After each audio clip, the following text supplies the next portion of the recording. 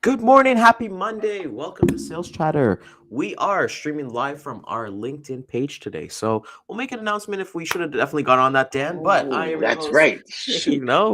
Yeah, but it is what it is, man. That's how we roll here, the ad hoc kind of thing. But it's Sales Chatter, the logistics podcast, where we aim to help 10,000 reps hit a million GP. I'm your co-host, Ryan Mohammed, aka the Logistics Monk. With me is the man who speaks fluent sarcasm, so do not take anything he says with a grain of salt. I'm just joking. Dan Deegan, what's going on, Well, brother? it all depends. You can tell by the tone of my voice sometimes. I'm struggling today, Ryan. I'm struggling today, brother. I'm bringing it. I'm going to bring the energy, but I'm telling you, man, I might need a nap after. Oh, yeah, we all need those Monday naps, So let's get into it, and hopefully it will wake you up a little bit. That annoying. To the HPLS podcast. Live, relevant, and high performance information, conversations, and education weekly.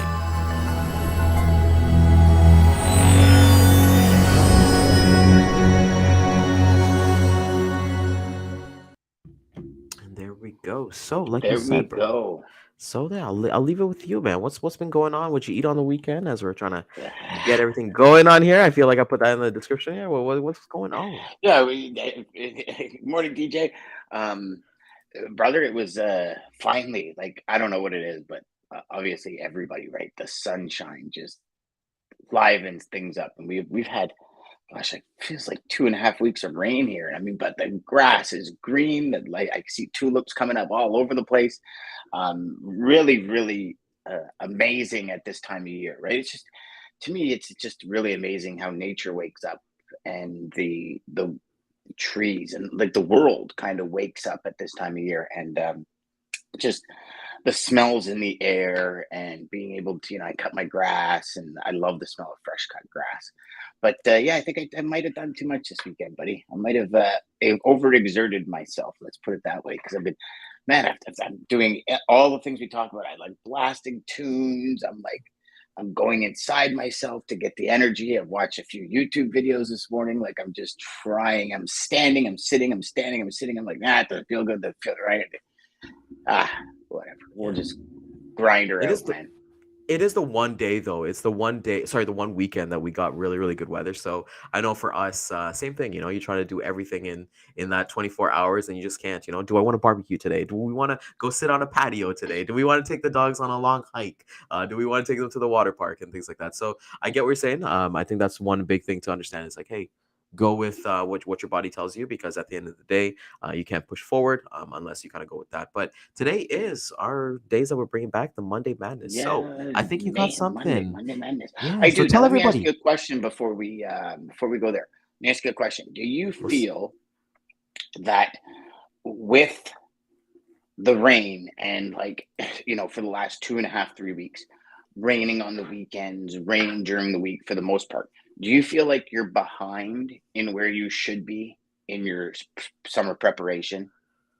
Okay, so summer prep, I would Yeah. say Now okay. you So might, because I know you're getting your backyard done this year, so you yeah, might so I would not say quite no. be there Yeah, I would yet. say Okay. no. In terms of that, I think when it comes to like summer preppers, like so we're getting our backyard done. We're getting that done in the next couple of weeks and things like that. But I would say even with the rain and things like that, no, I would like all we have to do is our backyard, right? So the only thing really like we have our deck and then like our barbecue's covered. So I just gotta really move the sheet, make sure we got gas and all that stuff. But no, I don't Okay. think so. I think the summer cleaning, like opening all the vents and doing the furnace checks and all that stuff, we kind of get that taken care of Yeah, early, a little because bit you're early on. inside raining. So when you are finished your backyard Yeah. and you have all the lawn furniture and the umbrellas and all this kind of stuff, you have to find some. You have to put it away in the winter, right? So into your shed, like stack it in your shed or I think we're whatever. just gonna cover it, man. I think we're just gonna let it rip, man. Really? Well, yeah, why not, man? No, buddy. You Yeah, buy I that think we're just stuff gonna let it for a rip. I long think, time. No, yeah, I think we'll let Ryan. it. I don't know. We'll decide. Well, when we get to that point, because I think with what we're looking at, my wife and I, even though it sounds like we're getting our backyard done. And disclaimer, we've been in our house, it's a brand new house for about 2 years, but we're looking at the next step. We're looking at the next.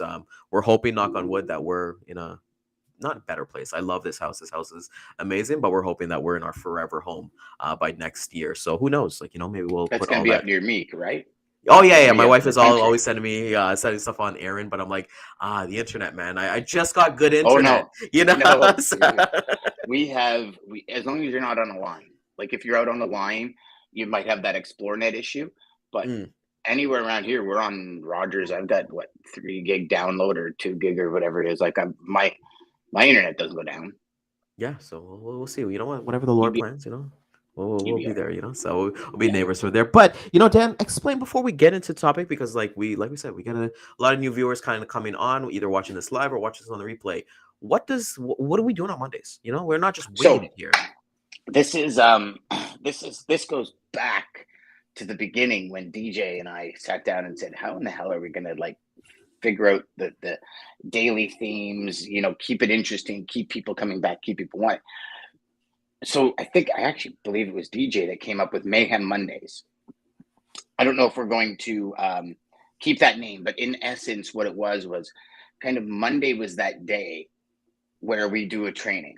And it's one of those days where it's nothing planned. And so what we did is, for all of you that don't know, we had a stack of cards like this, and on each of them is a different training, strategy, theory, idea. And then we do one of these, and you say stop, and wherever we stop, um, we have a topic. So, for example, this one is 3 most important questions to ask your client every quarter. Mm, So we go and then we talk about it. And so that was the concept of Mayhem Mondays, to really start the week with a really cool training that you can then implement over the next 5 days. mm. And for that particular one, what we would do at the end is we'd say, okay, so now you as the viewer have to go. Your cards are fire. Thanks, DJ. You have to go and do it.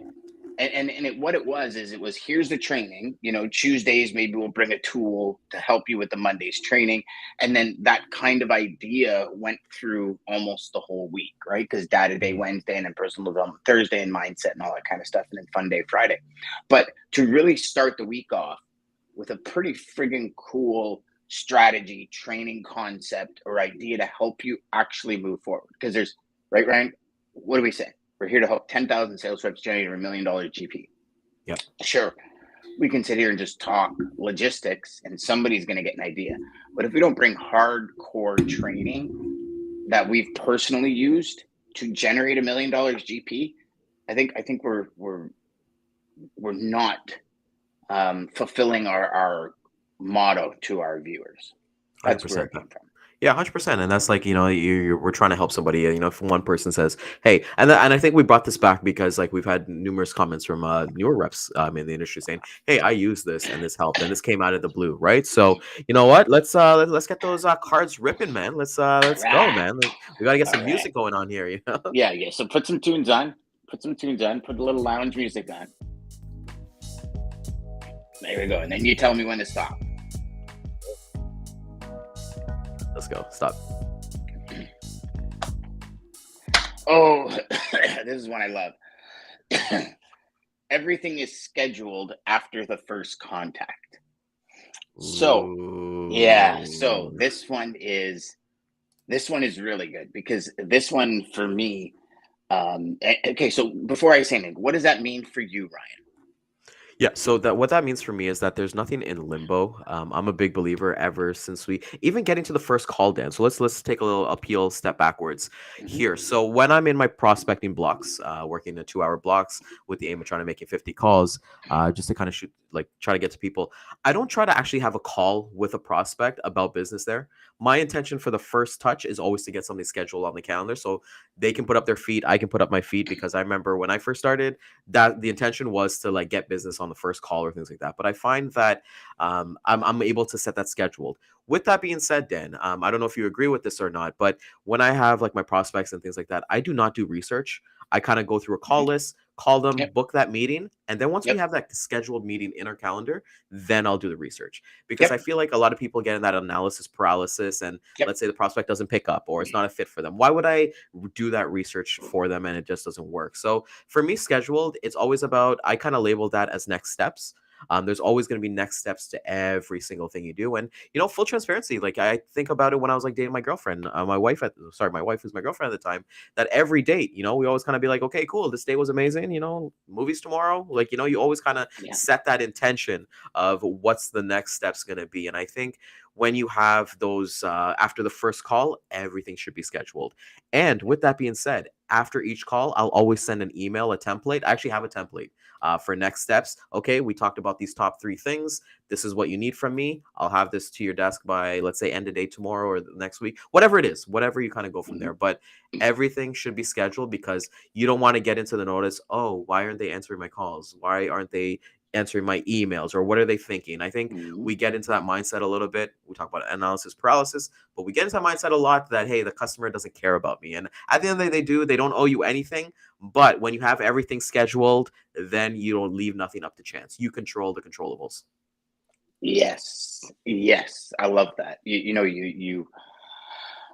nailed that. You couldn't have nailed it better. As Oh, DJ sorry. says, nailed it, Ryan. It's I'll tell you, when I first started, it was always by chance. I never scheduled the next call.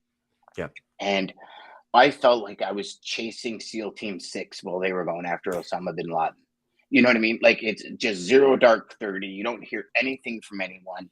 And you start questioning yourself. And then all of a sudden you get on the phone. And what I always found was, it was, who are you again? And you spend 20 minutes of the 20 minutes you literally have, or 10 minutes of the 10, or 5 of the 5, going back over your conversation. They're still like, yeah, sorry, man, I don't remember. Can you resend me your information? I'd be like, okay, sure, yeah. And I'd resend the information and never get a next step. Yeah. And so this concept kind of came to me when I realized that when we put something on the calendar before we end a call, the sales process moves so much faster, so much faster. And one big thing with it I found was, when a prospect would miss the follow-up call, it would be a, man, I'm sorry, I owe you. And I felt like, okay, now, for lack of a better term, now you owe me one, right? Because we had a scheduled time. And so for me, it was that, always before I hung up the phone, as soon as I would connect with you, before we hung up the phone, I would establish when we're going to talk next. And Yeah. then I would do things like you said, where you would send an email. I'd kind of do a follow-up between follow-ups to stay in front of their minds. I'd send them some articles, and that's actually another topic that we could talk about. But like, you lose time chasing ghosts when you do this. And I love the fact when they would miss a scheduled call, and I'd send an email, because I'd wait on, I'd call or give voicemail. I'd leave a voicemail, and I'd send an email saying, hey, Ryan, sorry I missed you today. We had a call scheduled at 2 o'clock. Our original call was here, and it was a couple of weeks out. I probably should have maybe reached out yesterday to make sure you were still available. My apologies for I'd kind of take it back on myself as to why we missed the call, because I feel like that has always been a gold standard in sales, where you kind of give the prospect an out for missing the call. Yeah. Sorry, I should have followed up with you yesterday. I know your schedule changes all the time. Even if they accepted the calendar invite, And Yep. some people you might agree with it, some people might disagree with it. I've just always I've been of that Bob Berg philosophy of, in the Go Giver series of books with him and John David Mann, he talks about all the time. He talks about like always giving the prospect an out. And Yeah. I always found the return would be, Dan, I'm so sorry, man. I owe you. When is good for you? For the most part. I mean, obviously there's people that still don't return the call because they're off on another tangent. But for the most part, it was always came back to be beneficial in the end because they felt like they owed me something. Like when you have a scheduled call and you miss it, regardless of what it is, you kind of feel bad, do you not? 100%, 100%, no Yeah. matter what it is. And I think, now what I see, Dan, with like my current prospecting is that I feel like a lot of meetings get canceled when you get that like 15-minute reminder on Outlook. So that is like controlling controllables, right? For me, what's worked for me is that, hey, in the beginning of the day, I'll send a quick email, just be, or even a quick text if we get to that. I'm a big texter now, with prospecting things like that. Be like, hey, looking forward to our conversation. And what I will do, Dan, in that email is I will say exactly what we're going to talk about, the theme of whatever the meeting is, because everyone kind of does a discovery call or introduction call, and everybody feels like, hey, I'm going to go list off a bunch of questions. I'm going to find out about your businesses, where your facilities, all that stuff. I'm like, okay, well, these are the three things I really want to learn from this call. So I leave something up that I can learn things on like second, the third, fourth, fifth calls, seventh calls. Because let's call a spade a spade. If you're having a first call with a customer, I mean a prospect, you're going to leave that call with something to quote on. I just feel that every single call that I have, there's always going to be like, okay, we have these couple lanes. Okay, we're going to run this volume. You find out all those details, pertinent details. And then you're okay. You get back with your ops team, you figure out some rates, and you go back and it's either going to be yes or no. What is kind of going there and kind of get some feedback. I feel like the second actual schedule call is to get feedback.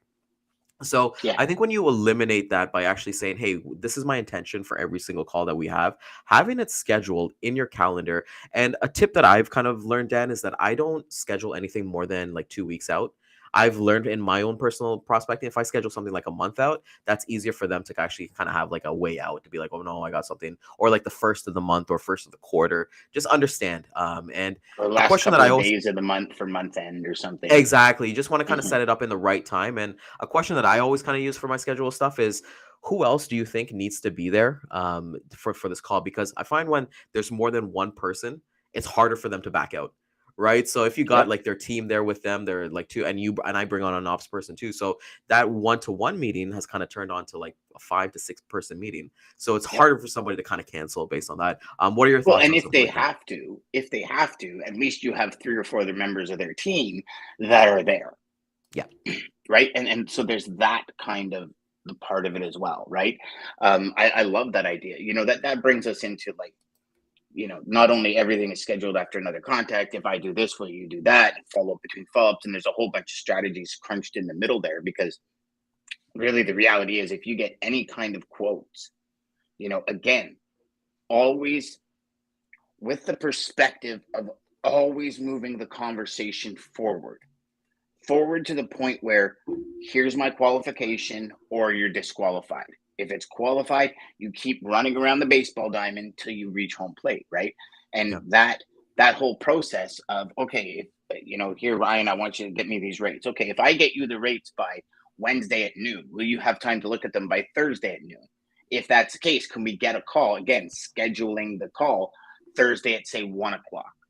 Hmm. Would that work for you? Yeah, that'll work. So then now your obligation is to get them to them by Wednesday at noon. They'll have a look by Thursday at noon. You've scheduled the next connection, and Yeah. now there's no guessing. Yeah. And that's how you're able to write those emails where, hey, I can't wait to talk to you. Your rates are coming on Wednesday. Wait till you see these things. They're going to be spectacular. And then, really looking forward to your feedback on Thursday at 1 o'clock, and you send the invite. You know what I mean? And the Yeah. best thing that I've ever found is you put the rates in the invite Hmm. because when they open the rates, they got the invite for the actual meeting that you have. And those are just very easy strategies to follow and to kind of step through as you're doing it's when we don't follow that And that's what I think gets lost too. And I want to take that a step further, Dan, that even when they are a customer, it doesn't matter if we're moving a bunch of shipments or so many shipments, everything is scheduled. Like I have a certain day where like I know at a certain time, and I do send out the calendar invites anyways, but like my customer and I, we already know that we're gonna chat. We're Yep. gonna talk about, okay, we're gonna kind of shoot the shit, talk about business a little bit, but talk about a little bit more personal, and actually work on the relationship, which I find is like the most important thing. You're trying to build a Yep. relationship with somebody, and things will come up. Hey, what are you seeing in the industry? Hey, I saw this article. What do you kind of think? And you have that business focus, but you're able to connect. But everything for me, Dan, I'll be realistic with you. Like even up into my day, let's talk a little bit about daily routines. Yep. Like my everything for me is scheduled. And people will be like, okay, we gotta kind of be spontaneous. I do leave an opportunity for be spontaneous, not with my business though. So we'll get back to personal, professional. It's just it works a lot better when it is, because let's say you have like a random call, you didn't schedule, you're picking up the phone, hey, I'm just gonna call John from ABC company, and I know he's gonna pick up, we're going great and stuff like that, but John just had 3 truckloads just come in late, or the material's not ready. He's got other things to prioritize rather than, hey, let's talk about the Leafs game last night, right? Yep. So I Yep. think like scheduling is like, and being aware of people's scheduling. That's why I'm a big fan of always in. Okay, so after that first call, let's talk about this. I don't like saying, hey, when are you free next? I like that if I do this, will you do that? But I like Yes. to give 2 dates. I'm a big fan of giving a morning date and an afternoon date. So Yep. I always kind of go with this: Tuesday between 9 and 12, or Thursday between 3 and 4. And kind of give them that balance there, and then actually book that meeting, because then it kind of sets it up too, right? Like if the prospect wants to talk more in the afternoons after dealing with their busy, or they want to get it out of the way in the morning as well. Mhm. Well, I love that. And not to mention, this goes back to creating your business around your life, Hmm. right? So you talk personally, you talk professional. When we are controlling those dates, so maybe Monday, Wednesday, Friday are appointment days, where all you do is book meetings. Tuesday, Thursdays are your call days, where you're prospecting, or Monday, Wednesday is your meetings where you're out of the office in meetings. Like you have a thing that you set for yourself, and then Tuesday, Thursday, Friday is in office. By doing that, saying okay, Tuesday from 11 to 2 or Thursday from 3 to 4, you're not giving the prospect the option of Monday or Wednesday because you're on the road. Yeah. I had a buddy that did trailer sales, and he did that during some of the roughest times in '08 and '09. And the guy, he was just consistent, and he programmed his prospects and programmed his customers on days he was out. He didn't book anything, except all he did was travel around to visit people. And he Yep. just would stop in with coffees and all that kind of stuff. And he became like the number one trailer salesman in for his company in 2010. 24 months of doing it changed his life forever. Yep. And that's the dedication. We talk about that all the time. That's the important piece. You know, when we schedule everything after we make a connection and say, okay, you're qualified. I want to do business with you. Like that is everything for a professional salesperson to stay organized. Yep. Everything. Because otherwise you're coming in, you're going, okay, I got 15 calls to make today. None of them remember you. You spend and if you even get 3 of the 15 on the phone, realistically, now you're re-explaining your conversations over and over and over and over and over again. And you just feel like you're spinning your wheels. And that's where frustration comes in. That's where all these compounded issues that we have inside this internal conversation we're having, that's where it goes to shit because it never Yeah. moves forward. It'd be Yeah. like, you talked about when you were dating your wife. It'd be like, okay, well, we had a great movie. Do you want to do dinner on Thursday? Well, what if you were to call her, you do, a movie on Tuesday and you call her on Wednesday and say, hey, or Thursday and say, hey, do you want to do dinner on Friday? And she goes, who are you? Exactly. Right. Yeah. And now you're like, oh, we just went to the movies on Monday. Oh, yeah, yeah, yeah, yeah, yeah, yeah, yeah, yeah, yeah. Yeah, I'm kind of busy Friday already. You know what I mean? Yep. Like it's like you're not moving that step forward. And I don't know, to me, that is one of the most important aspects of sales is every phone call has to have a purpose. Every touch point has to have that purpose of moving the conversation forward or eliminating it so you can move on to somebody else. And even if that is, you call up the prospect and you have an okay conversation and you're like, it's more of a general conversation. You haven't qualified yet. And then that you book that first meeting. When you book that first meeting, you might realize you don't even want to work with this person. based on Yep. here's how we do it. This is what we do. This is how we do it. Da-da. And so, it's not necessarily even saying that you've qualified them before you've actually created that next contact point, because they might not have the time at this point. You got to remember, right? It's inbound calls, right? Yeah. We talked about this when you were at when we were out for lunch with Drew, and we talked about when you were at the call center and all these inbound calls, right? Or was it Drew? I think it was Drew that was talking about Yeah. all these inbound calls, and for him to make these outbound calls is no big deal. But you're making an outbound call to somebody that's not necessarily just sitting there going, "Man, I can't wait for Ryan to call me today," right? Like, Yep. so a little different situation, but it's also a fact that if you don't create that next connection point, it's up in the air. Yeah, yeah, you can't have you can't let it by like the one thing that we always kind of say too is just like control the controllables. And the one big thing for me is just like there's so many few things that we as logistics, if you're a freight broker, which we are, if you're a freight broker that you can control. You can't control the driver, you can't control the truck, you can't control the material. You're physically not there, but things like this, these are out. We're talking about inputs and outputs, right? You can control your outputs. You cannot control your inputs because, like you're saying, like if you're an inbound call center, you can't control when your next call is going to come. But I can control when my next prospecting call is going to be. I can Yeah. control my next call to my shipper. And I like what you said about your friend who's like the trailer sales rep for like Yeah. 24 months. That's why I've instituted like using Calendly. Calendly is like my biggest thing that I kind of use. So anytime somebody's like, "Hey, I want to book some time on your calendar," here's my link, and I actually purposely do it just in the afternoons, Monday to Thursday, because I know that these are the times that I have available and that I'll be present. I won't be hit with a missile because I don't want to take morning calls because I know I might get hit with a missile. Something's kind of happened there and back. But I think when it comes coming back to what we're kind of talking about with scheduling everything from there, you get to replay it and it gets to stay fresh. And that's where you get to stay your notes, right? Because you look at like one of these like a book that we all kind of use. This is where I kind of write down all my notes, right? But who wants to go into a meeting when they're like, oh my god, okay, is it on this page, is it on this page, is it on that page? You want to have everything recapped, and make it easy, short and concise. That's why we kind of talk about, hey, don't spray and pray like your emails, stuff like that. Make it concise, make it easy for the customer, man. If we had one of those staple buttons, you just want to just keep making it easy for them, or like, like, hey, I did this for you. In terms of that, like, why would you want your prospect to do the work, including like booking the next meeting? Take that over. You book the Zoom call. You book the time that you guys are going to talk. You book talking to like their other people in their departments and things like that. You got to control that because you got to show that initiative, Dan.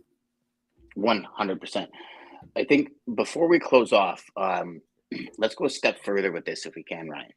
Mhm. So share with everyone how you suggest to create the next connection, how you speak to the prospect or speak to a customer or anything when it comes to booking the next meeting. How Okay. exactly, like, share some strategies with that? Because I think a lot of people are going to like, yeah, okay, obviously, I call a prospect, and that makes sense that I should connect all the time, but how? Like, what if they're trying to Mm. blow me off? How do I schedule that next call? Of And course. then we'll end with that because I think that's very important. Yeah. So for me, I do a little bit differently, but I actually do the next steps at the beginning of the call. So whenever I kind of get on the call, I tell them, hey, this is what the intention, this is what I'm looking to do for you. And here's the next steps that I would like to kind of and I always kind of give a story, Dan.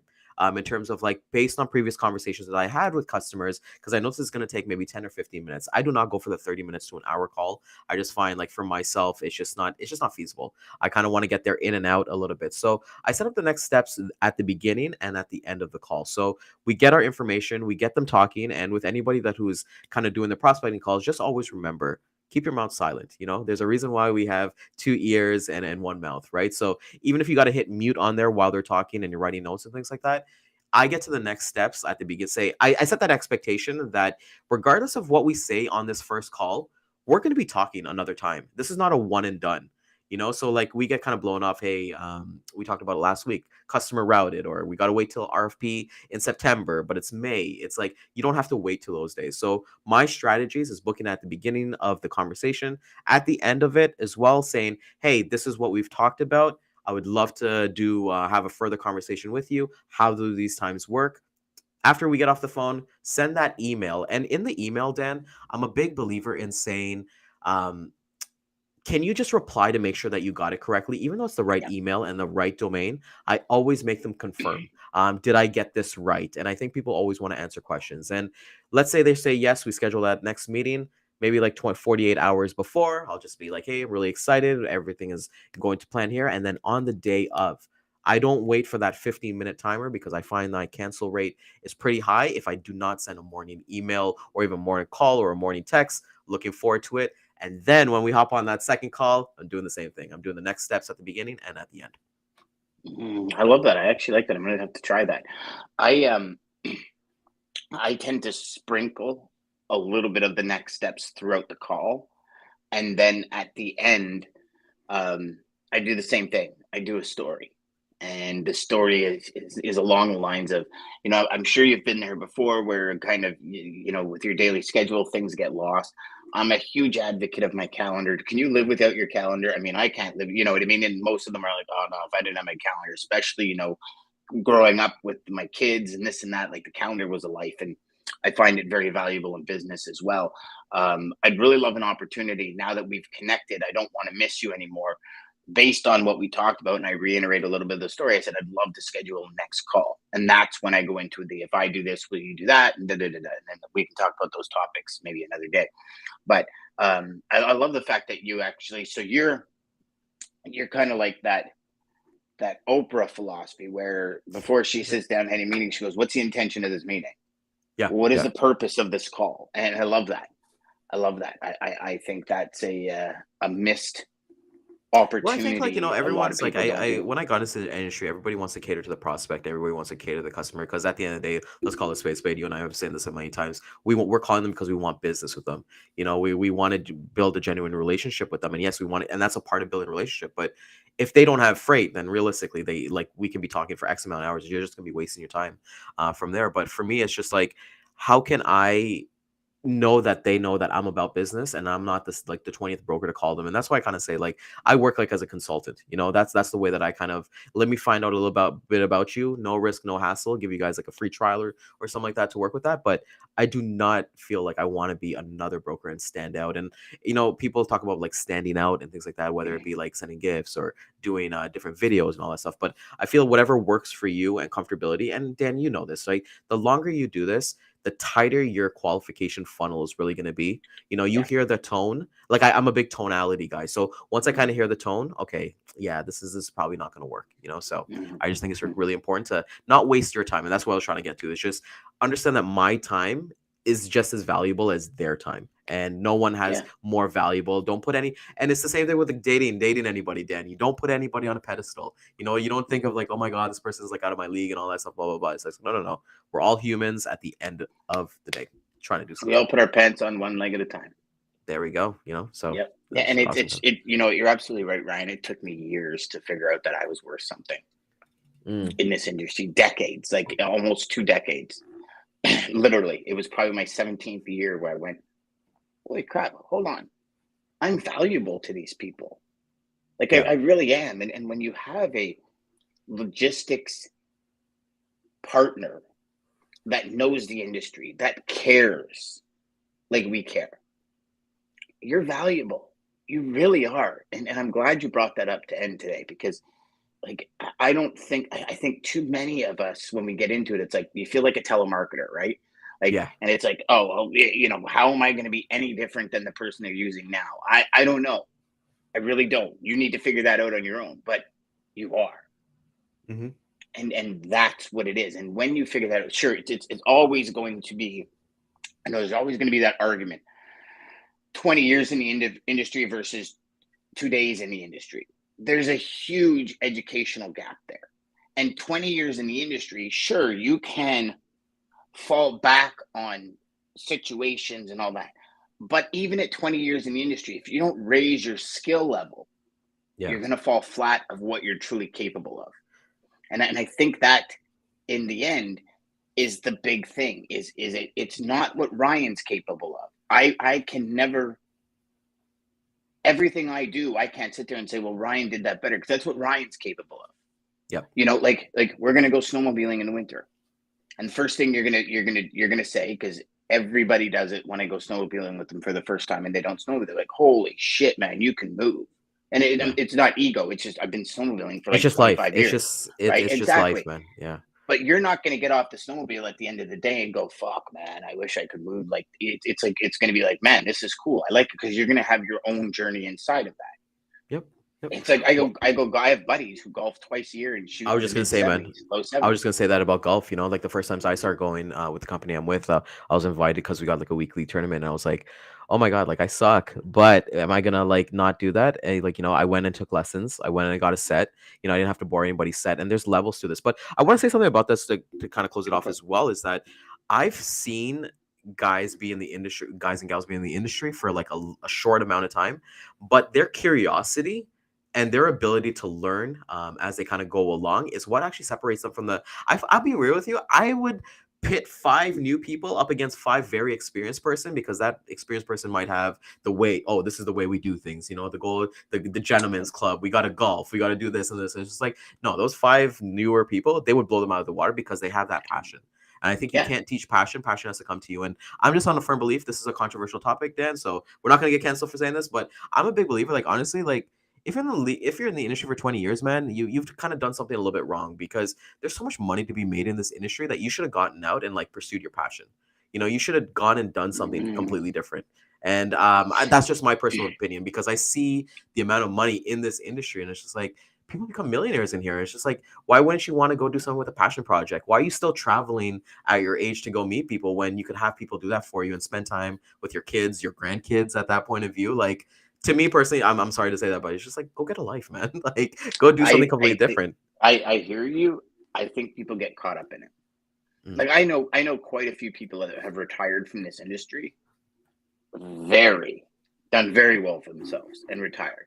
Put away money. We're in the industry 30 years, you know, started at the old school days in the industry, put away money that have done very well for themselves. Been at the same company for 30 years, sold their business to the company, got, you know, a pretty big payout to leave their business where it was kind of thing and love life. yeah, That's what they wanted. right off to the That's what sunset. they wanted to do, you know. And again, Ryan, you know, I honestly think it goes back to we plan our vacations more than we plan our lives. So we get up every day, we go to work, we make money. Maybe we invest it, maybe we spend it, maybe we, you know, I know people that are mid 50s, if they stopped working, they'd be in a really bad spot because they just love spending money, you know, and it's we have them all in between. You know, Hmm. I think it's the younger generation that have that long-term plan that the older generation doesn't. Yeah, You yeah, know, I really do. And no offense to anyone that's older, it's just I think this is what it is that, you know, the younger generation says, well, you know, like you, for example, okay. So I hope you don't mind me sharing, of your course. end mission in life is a dog sanctuary. Yeah, Everything you do, and then I'm just talking business, right? I'm not talking yeah, yeah. personal and wife and kids and all that, because there's those whys on those. But that business why is I want to make enough money to open a dog sanctuary. When I started, it was I was a grade 9 dropout. It was like, I want that Porsche. I want that Mhm. BMW. I want to drive that nice car. I'd go to one of my colleagues' places and he was in this beautiful condo, floor to ceiling windows. I'm like, I want this condo. Yeah, Never did I think of I want like a dog sanctuary or I want to run a training company or anything. That was later in my career where I was like, hold on, am I really going to do this for the rest of my life or am I going to help other people really achieve their true potential? And that's when, but never once. And I bet you I could have gone to every single person in that company at any company around me and said, you know, in 10 years, what do you really want to do? And they'll be like, I don't know. I'm going to be moving freight. Like I'm yeah. making so much money. Why would I do anything? Right? Tunnel It's just, vision, right? Yeah. yeah, 100%. And I love the fact that, like, if somebody were to look at what you do from the outside, okay, they're blown away. They got to be blown away because all week you're striving for this big pillar in logistics, both in your personal business with this show, with the people you connect with, and on the weekends you're out saving animals. Like Ryan, you're truly remarkable, brother. Like you really Nah, are. nah, I'm downplaying it, And man. no, buddy, no. See, this is the problem: is you're not giving yourself. enough clout, enough credit, and enough props for what you do. See, you're not just saying it, you're living it. Yeah. And then there's a big friggin' difference. We just talked about this with the Leafs. They look lazy. They don't want it as bad as Florida. They just don't. That you can tell in the body language. They get defeated as a champion, right? You look at Olympic champions. They train for 4 years for 45 seconds of their life. Yep. Do you know what I mean? Like champions, they can go down, but they're like, I'm never giving up. And they give it their all right to the end instead of stopping, 2 more strides and they could have been at that puck and then they stop, right? Like that's just unfortunately the majority of people in life will stop 2 strides before they reach their goals. Yep. Because it's just like it's never going to happen. But to watch you go through this, I'm telling you, man, you're a remarkable, remarkable young man. And I don't mean that. I don't want to sound like I'm just 9 years old. It's all good, man. It's all good. No, I You know what I truly mean, appreciate brother, that. right? 100%, brother. And I truly appreciate that, man. I think, it's just a perspective in life. And I just want to touch on this before we kind of close off today. But, when you're talking about like when you got in the industry at 19, and you wanted like the car and you wanted the condo. And, I think as your life kind of progresses, because when I got in the industry, I wanted the same thing too. But then I've acquired those things, like I got the house, I got the cars. There's nothing material right now that I would possibly want. Like I literally have everything I need. And it's just like, okay, well, how can I? There's a big exchange in the universe, right? And we're kind of bringing it back to customers, right? It's like if you have something to help somebody with, and shout out to Anthony and Brandy in here because I know they live this. They live helping their customer, making ship happens. I think that's one of their things that they kind of say, but they generally want to help customers attain their goals. And we'll leave what that looks like in future episodes. So, it was an amazing episode to talk about this, to kind of start this off the week, which I think is amazing. Dan, your top 3 takeaways from today's, and we'll close this bad boy up. I'm so glad you didn't say short. No. So top 3 takeaways. I mean, obviously the main thing, schedule everything after your first connection. It will really, really, really help you move that sales timeline. Number 2, again, I think we say it every single time, but just be authentic. Like you got to remember when you're calling somebody, their first thought is you're trying to get in my wallet. Yeah. Right. You never meet somebody and within 30 seconds say, hey, do you want to get married? Because then you're like that creepy dude at the bar that everybody runs from, right? And number 3, I'm gonna say something that probably happens to most people, but it's very rarely talked about. Relax when you're on your first call. Yes. Just breathe. chill. Like just breathe. You are you. You're worth something. Don't like Ryan said, we all put our pants on one leg at a time. Reality is, and for all you customers watching, I'm sorry, but you're no better than any of us. There's no pedestals here. The idea is to help you achieve your goals. By helping you achieve your goals, I achieve my goals. Everybody wins. As Dean says, leave a little bit more on the table. Just breathe. Take a breath. Like if you get hung up on nobody around you cares, nobody cares. No. There we go. There we go. Vina's like, let's go. So if you did find value in this, please like, share, subscribe. Subscribe to our new page on LinkedIn, Sales Chatter Live. We go live every single day at 11 a.m. And, if you found value added, please send it with a friend, a neighbor, your amazing Amazon driver that's coming today with your packages. So we'll hit the replay back again at 2 p.m. Eastern time. And Dano, tell everybody, tell the folk about our amazing website that's going on, how they can get a hold of us. Take it home, my man.